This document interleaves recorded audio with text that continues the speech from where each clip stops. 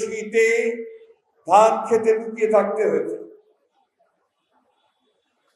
এবং চরম নির্যাতনের শিকার হতে হয়েছে।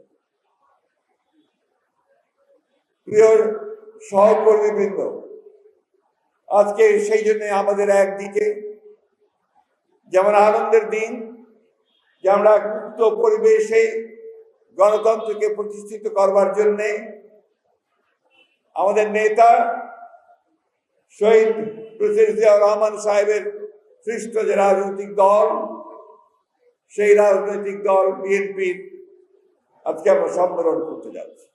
আমি আজকে অত্যন্ত আশা নিয়ে, ভরসা নিয়ে এই দেশের মানুষ যার দিকে তাকিয়ে আছেন গণতন্ত্র প্রতিষ্ঠার জন্য, আমাদের সেই তরুণ নেতা জনাব তারেক রহমানের প্রতি আবার শ্রদ্ধা জানাচ্ছি, সম্মান জানাচ্ছি।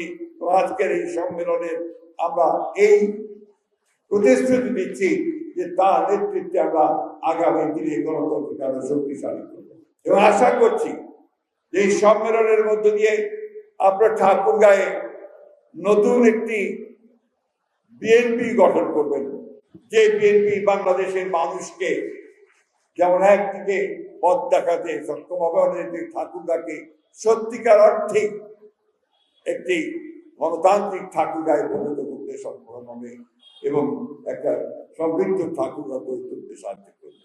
বন্ধুগণ, আসুন, আমি ব্যক্তিগতভাবে এখন বয়স্ক মানুষ, আমরা আমাদের লড়াই করেছি, সবসময় সামনে থেকে লড়াই করার চেষ্টা করেছি। এখানে যারা আছেন প্রত্যেকেই আমাদের নেতৃবৃন্দ, কেন্দ্রীয় নেতৃবৃন্দ, তারা 15 বছর শুধু না, দীর্ঘকাল ধরে গণতন্ত্রের জন্য সংগ্রাম করা মানুষ।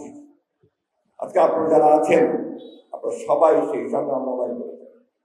এই সংগ্রাম ও লড়াইকে সত্যিকার অর্থে বাংলাদেশের কল্যাণে, বাংলাদেশের জনগণের কল্যাণে কাজে লাগানোর জন্য আমরা রাজনৈতিক দল বিএনপিকে শক্তিশালী করি।